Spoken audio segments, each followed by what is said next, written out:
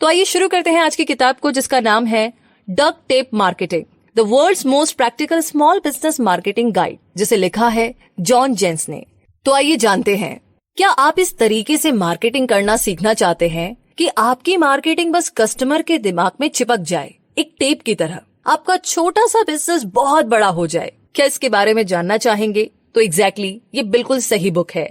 John gents के हिसाब से मार्केटिंग एक सिस्टम है और आपको भी अपनी मार्केटिंग को इफेक्टिव बनाने के लिए इस सिस्टम को फॉलो करना पड़ेगा। इस किताब में हम आपको कुछ ऐसी ही स्ट्रेटेजीज के बारे में बताने जा रहे हैं जो आप अपने बिजनेस मार्केटिंग में अप्लाई कर सकते हैं। मार्केटिंग का मेन गोल लोगों को ये बताना है कि सबसे पहले तो आप हमें जानिए अच्छे से, फिर पसंद कीजिए और फाइनली लास्ट में जाकर के हम पर विश्वास कीजिए। अगर आपके पास डक्ट टेप मार्केटिंग है तो आप भी उन्हें try, by, repeat and refer के लिए लीड कर सकते हैं। एक छोटे बिजनेस में मार्केटिंग पर ज्यादा स्पेंड करने की जरूरत नहीं पड़ेगी, क्योंकि कुछ ऐसे सिंपल और इफेक्टिव तरीके हैं जिससे आप स्टिक मार्केटिंग कर सकते हैं। और इनमें से कुछ है client stages, content driven site और साथ ही मार्केटिंग आवर ग्लास। अब आप सोच रहे हैं मार्केटिंग आवर ग्लास क्या है? आइए जानते हैं। मार्केटिंग आवर ग्लास मार्केटिंग में एक कॉन्सेप्ट है, एक सिद्धांत, एक प्रिंसिपल है। इसे हम एग्जांपल से समझते हैं। मान लीजिए आपकी वेबसाइट में 100 लोग आते हैं और फ्री में आपके ब्लॉग में आपके आइडियाज पढ़ते हैं। उसमें से 50 लोग आपका प्रोडक्ट खरीदते हैं, यानी ये आपके बायर्स है। इनमें से 20 लोगों को आपका प्रोडक्ट पसंद आता है और ये आपसे दोबारा खरीदते हैं, यानी ये आपके रिपीट बायर्स है। अब इनमें से कुछ लोग, मान लीजिए 5 लोग आपके फैन बन गए और ये आपका प्रोडक्ट बाकी लोगों को भी खरीदने के लिए बोलते हैं, तो ये आपके प्रमोटर्स है। अब इन प्रमोटर्स की वजह से आपकी सेल्स दोबारा से बढ़ने लगेगी।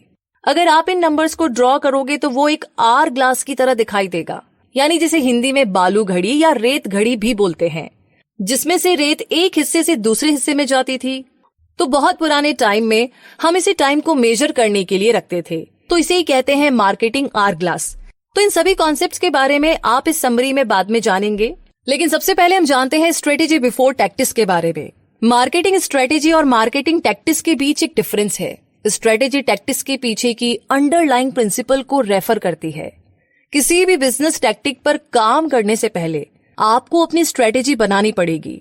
अब सवाल है कि मार्केटिंग स्ट्रेटेजी क्या है? तो ये सिर्फ एक सेट ऑफ गोल्स या लिस्ट ऑफ ऑब्जेक्टिव्स नहीं है। आप अपने गोल्स कैसे अचीव करने वाले हैं, ये आपकी स्ट्रेटेजी डिसाइड करती है। एक तरह से बोले तो उन ऑब्जेक्टिव्स को पाने के लिए एक प्रिसाइज प्लान ही स्ट्रेटेजी कहलाएगा। अगर आपका बिजनेस है तो मार्केट को डोमिनेट करना और अपने कस्टमर्स को सर्व करना ही आपका गोल होगा। आपकी मार्केटिंग स्ट्रेटेजी एक प्लान है कि आप कैसे अपने लिए सेट गोल्स अचीव करने वाले हैं। तो यहाँ हम आपको मार्केटिंग स्ट्रेटेजी के कुछ एग्जाम्पल देते हैं। अगर आपको मार्केट में एक लीड ब्रांड बनना है तो उसके लिए सबसे पहले आपको अपना एक स्पेसिफिक मार्केट चूज करना होगा। ये आपकी स्ट्रेटेजी है। किस तरह के कस्टमर्स आपको चाहिए और किस टाइप की वैल्यू आप उन्हें देना चाहते हैं, ये सब भी फिगर आउट कर ले। इसमें आपको बड़ा स्पेसिफिक होना पड़ेगा। अगर आप और ज्यादा नए कस्टमर्स बनाना चाहते हैं तो आपको रेफरल्स चाहिए। इसके लिए एक ऐसा सिस्टम सेटअप करें जहां आपके लॉयल कस्टमर्स ही आपके लिए मार्केटिंग करें। अपने ट्रस्टेड सोर्स से रेफरल्स पाना भी आपकी स्ट्रेटेजी का एक पार्ट होगा। इन स्ट्रेटेजी की मदद से आप अपना एग्जैक्ट टैक्टिस पा सकते हैं, लेकिन आप मार्केटिंग स्ट्रेटेजी कैसे डेवलप करेंगे, ये है सवाल। तो इसके लिए 3 स्टेप्स हैं जिन्हें आप फॉलो कर सकते हैं, जिसमें से पहला स्टेप है डिसाइड हु मैटर्स। जी हाँ, डिसाइड हु मैटर्स का मतलब है ये चीज पिन पॉइंट कर लेना कि एग्जैक्टली कौन आपके आइडियल कस्टमर होंगे। ये फर्स्ट स्टेप आपकी स्ट्रेटेजी पर फोकस करता है, और अगर आप अपने आइडियल कस्टमर्स के बारे में जानते हैं तो उन्हें अट्रैक्ट करने का और सर्व करने का बेटर रास्ता आपको मालूम होगा। सेकेंड स्टेप है बी डिफरेंट। आप अपने आइडियल कस्टमर को कैसे अपील करेंगे, कैसे उन्हें लुभाएंगे? इसके लिए आपको उन्हें अपनी यूनिक सर्विस, प्रोडक्ट या अप्रोच देनी होगी जो कि बाकी ब्रांड से डिफरेंट हो। तो सबसे पहले आपको वो चीज डिफाइन करनी होगी जो मार्केट में कस्टमर्स को फ्रस्ट्रेट करती है, और अगर आपके कॉम्पिटिटर्स भी सेम मिस्टेक कर रहे हैं तो आपको उनसे कुछ हटकर करना पड़ेगा। तीसरा स्टेप है जो मार्केटिंग स्ट्रेटेजी को डेवलप करेगा, वो है कनेक्ट द डॉट्स।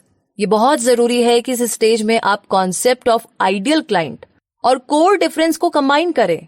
जैसे एग्जांपल के लिए डक्ट टेप मार्केटिंग के पीछे की स्ट्रेटेजी है to create a recognizable small business marketing brand by turning marketing for small businesses into a system and product। यहाँ पर आइडियल क्लाइंट है स्मॉल बिजनेस और कोर डिफरेंस है कि डक्ट टेप मार्केटिंग को एक सिस्टम की तरह देखता है। एक राइटर है जिनका नाम है सन त्जू। इन्होंने अपनी फेमस किताब आर्ट ऑफ वॉर में कहा था, हर आदमी ये देख सकता है कि किन टेक्निक्स का इस्तेमाल करके मैंने दुश्मन से जीत हासिल की, लेकिन किसी को भी ये नहीं पता चला कि मैंने ये टेक्निक्स बनाई कैसे। तो क्या आपके पास भी कोई मार्केटिंग स्ट्रेटेजी है? क्या इसमें 3 स्टेप्स इन्वॉल्व है? क्या ये आपके आइडियल क्लाइंट और कोर डिफरेंस को डिफाइन करती है? आपकी मार्केटिंग स्ट्रेटेजी आपका फाउंडेशन है, तो इसीलिए आप इसे इतना लाइटली मत लीजिए और इस बारे में सोचिए, प्लानिंग कीजिए।